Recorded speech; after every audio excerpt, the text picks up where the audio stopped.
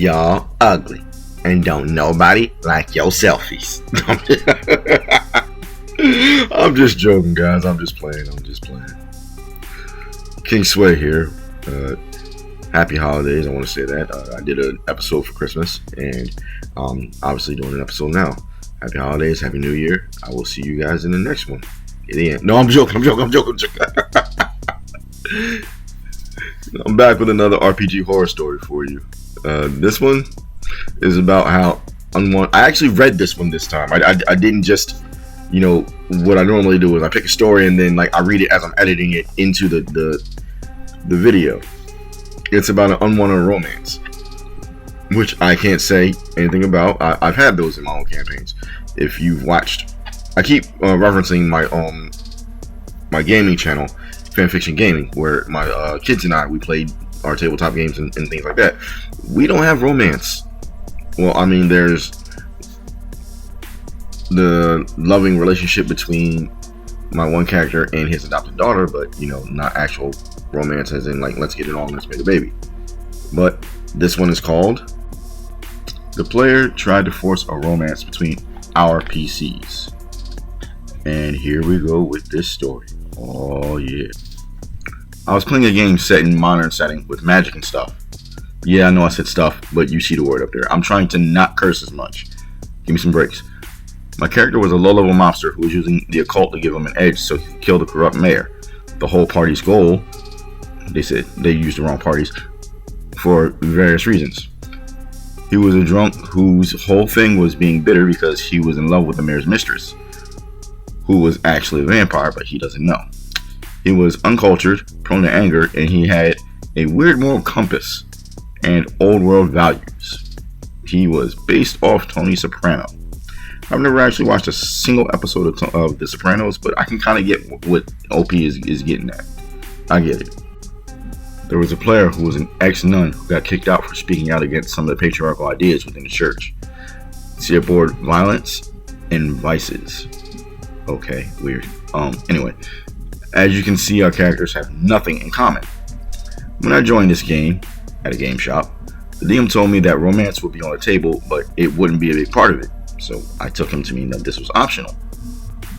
So the nun player takes me to the side before the 5th session and asks if I'd be down for some PC romance. I'm like, nah. She's laid out a very, very long argument about character development and arcs and how interesting it would be to play out. And I'm still like, nah. So during the session, she tries flirting with me anyway, in a way that was pretty much erotic roleplay. She explains that her character unbuttons her top button and bats her eyelashes. I decided my character downs 3 bottles of whiskey, so I pass right out. Real subtle, but the game shop isn't a place I want to bring conflict, especially over something like this. That's not flirting. That's saying giving the you got the green flag, the go sign, the light turn green. Go, green means go. Green means go. Go team, go. Yeah, no. After the session, the DM comes up to me and tells me to give the romance a shot. He has something cool planned. I was like, nah, I don't want to. He asked me, am I like a virgin or something? Till this day, the way he said it makes me laugh because he sounded genuinely concerned about my virginity. I was like, nah, and that's a weird question. So he starts defending the question, and I tell him I'm just going to sit this campaign out.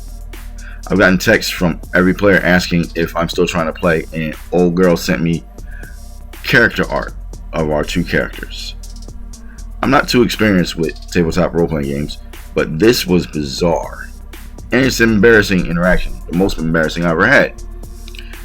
Campaign premise was awesome though, which makes the whole situation actually tragic. And that is the end of the post. So I'm about to get in with my 2 cents. Okay, the thing that gets me about this is this is honestly kind of like dating. And I say that because one of my jobs, I worked in a bar. I worked in actual regular bars, and I've worked in gentlemen's clubs. I'm currently working in a gentlemen's club as a bouncer, so I can still attest to this to a degree. If you reject a woman, the first thing they ask is, are you gay? And that's straight up the vibes I'm getting with this. There's nothing wrong with homosexuality.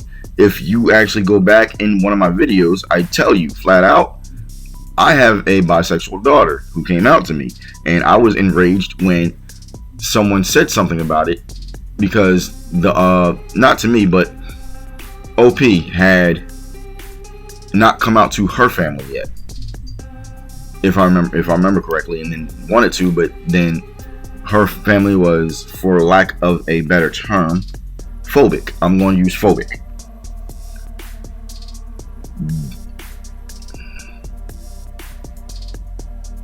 I'm silent because I'm trying to put my thoughts together on how to link this.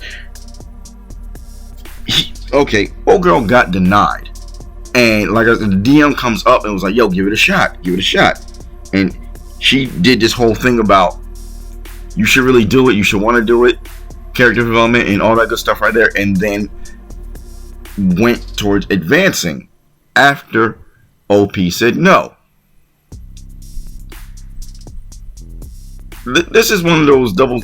I feel as though it's like one of those double standard things where no means no unless you have boobs. Like, then no means yes for me. Not something I'm actually particularly into, but it's OP made his wishes known. Not even just one time. Clearly said, I don't want it to do a romance.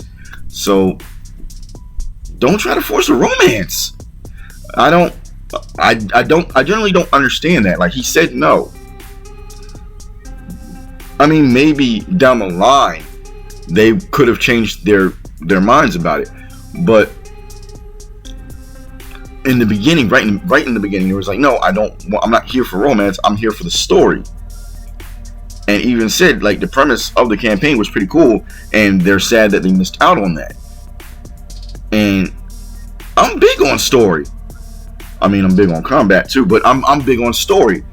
Like, I feel to feel edged out like that. Maybe edged out isn't the right point of terminology, but the fact that you feel as though you had to leave a campaign because you weren't comfortable, and everybody was looking at you like you were the problem. Maybe I'm reading just a little bit much into that, but the DM came out, I'm saying, yo, try out the romance. And the PC was like, hey, try this romance with my character. Try this romance with my character. And both times OP was like, no, that's not what I'm here for. Let's just get to the story.